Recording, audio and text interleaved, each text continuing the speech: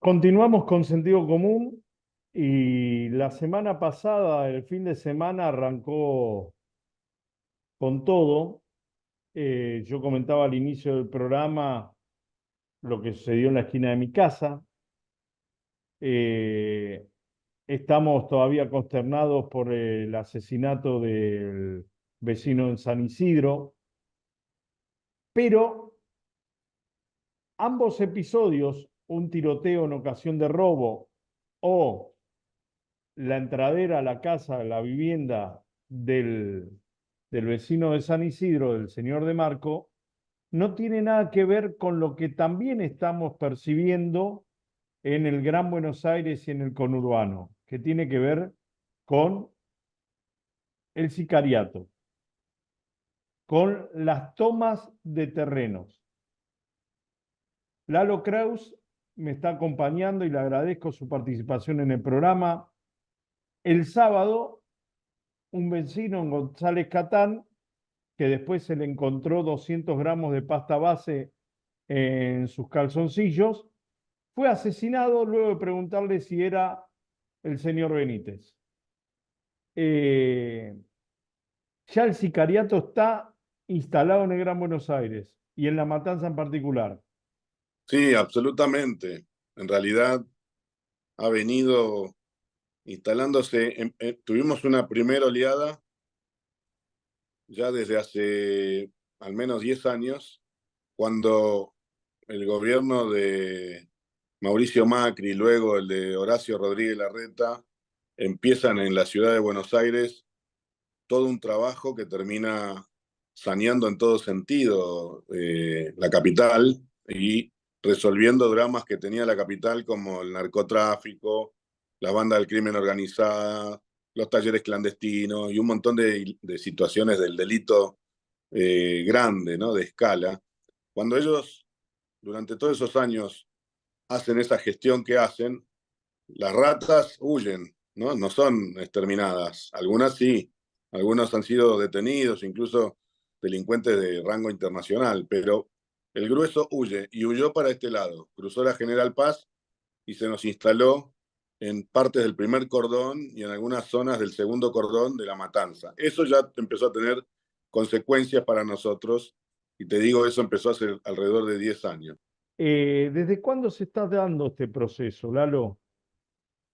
Mira, yo creo que esto es como una segunda ola. La primera empieza cuando Mauricio Macri, intendente de la capital, y luego Horacio Rodríguez Larreta le da continuidad, empieza a combatir la inseguridad, el delito, el crimen organizado, el narco, los talleres clandestinos, todo lo trucho que abundaba en la capital. Cuando empiezan esa batalla ellos, que tuvo éxito total, terminó con algunos capos narcos, incluso de rango internacional, detenidos y todo eso desarmado, ¿no? Es como que el Estado recuperó el territorio. Pero las ratas no se exterminaron, la mayoría huyó y cruzó la General Paz y se nos instaló en parte del primer cordón, sobre todo la localidad de Celina, y parte del segundo cordón, algunas zonas de lo que es la ribera del río Matanza, a la altura de Las Ferreres o González Catán. Eso es algo que ya lo tenemos y con lo que convivimos en pleno conflicto, permanente conflicto, desde hace alrededor de 10 años. Y incrementa y domina distintas zonas, como una de González Catán, donde hace 2 años, creo, no sé si llegamos ya a 2 años, asesinaron a René Mendoza, que es un vecino que organizó a sus vecinos en una reunión, fue a la comisaría, pidió seguridad y la policía hizo allanamientos y los narcos fueron a la noche a buscarlo a la casa y dos sicarios lo acribillaron con 14 tiros en la puerta de su casa y delante de su hijo. Eso sucedió y es algo de lo que viene sucediendo. Pero hay una segunda ola que es los vínculos entre este mundo delictivo del conurbano y de la matanza con Rosario. Y eso también se empieza a notar desde hace no mucho tiempo en algunos barrios donde vos vas escuchando que la droga está viniendo de Rosario, lo cual La- no tengo a, idea. a ver, a mí me surgió el dato y a todos los que estamos más o menos informados cuando sucedió lo de la pasta base adulterada que terminó con la tragedia de los 24 muertos. Y esa droga vino de Rosario.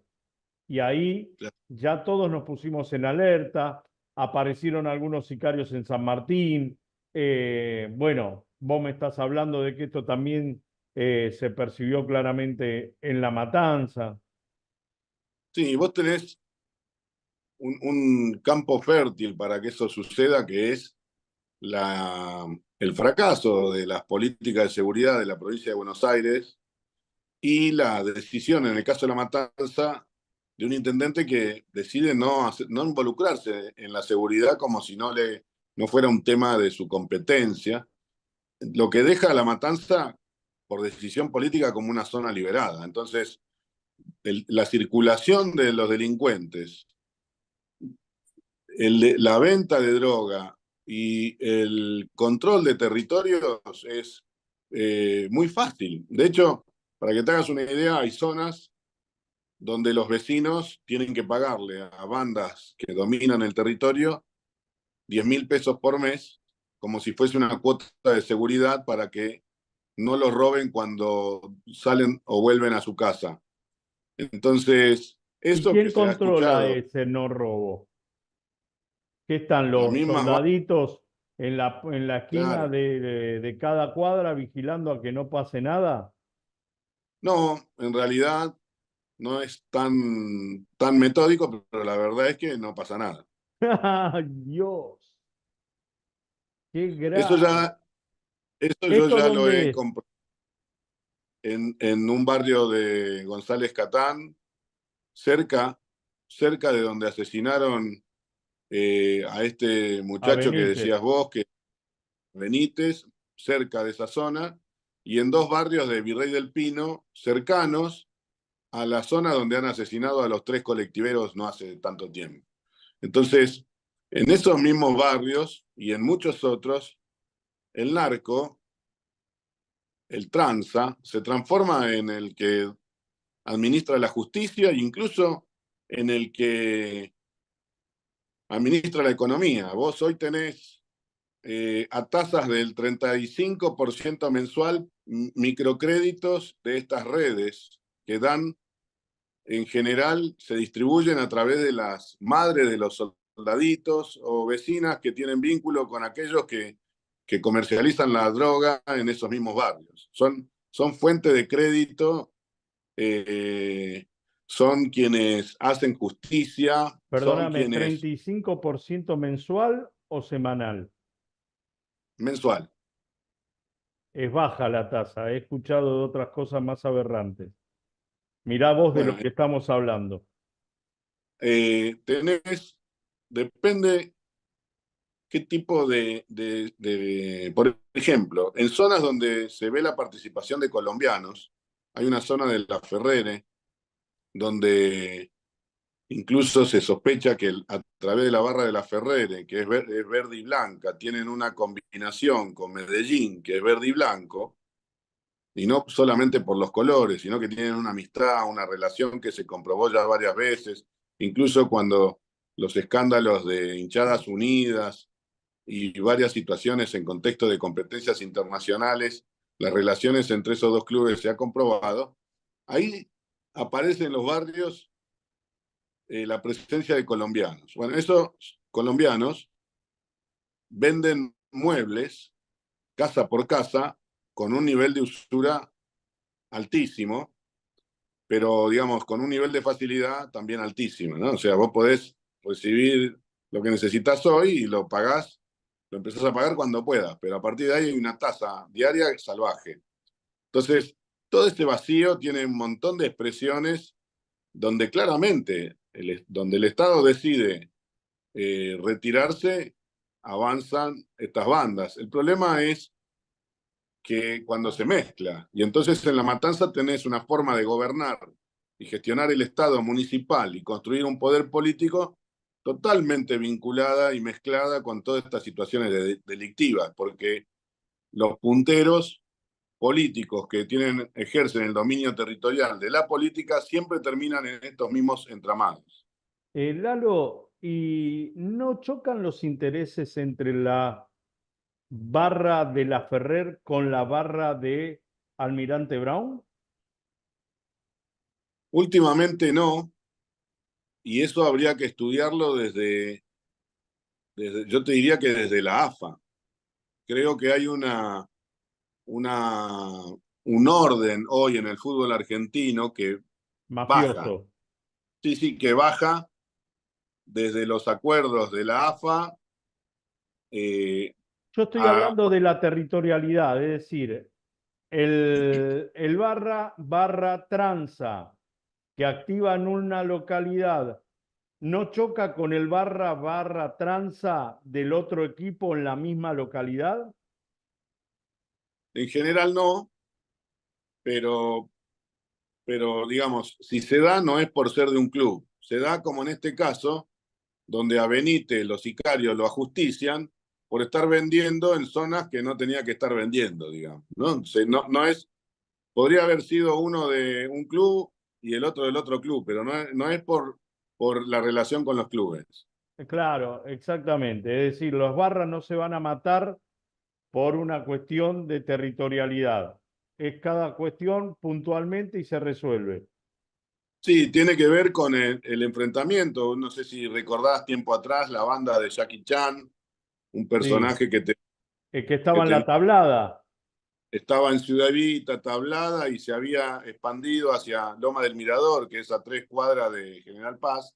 Y claro, en esa villa de Loma del Mirador se dio un conflicto porque esa villa tiene otra banda que tiene vinculaciones con Chicago, con la zona de Mataderos, y que tiene el dominio territorial ahí, que es la Villa de las Antenas.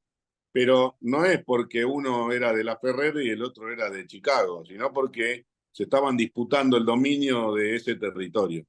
Que de hecho lo siguen haciendo, porque Jackie Chan fue detenido, también fue detenido el segundo de él, pero desde la cárcel y sobre todo en la provincia de Buenos Aires, siguen como si nada. Vos los ves hacer vivos por Facebook, por Instagram, operando y controlando todo esto que te estoy contando. Hay bandas donde han ido detenidos todos los capos y sin embargo la organización territorial sigue intacta, ¿no? Y dando estos microcréditos o gerenciando propiedades que acumularon o la componente. exactamente.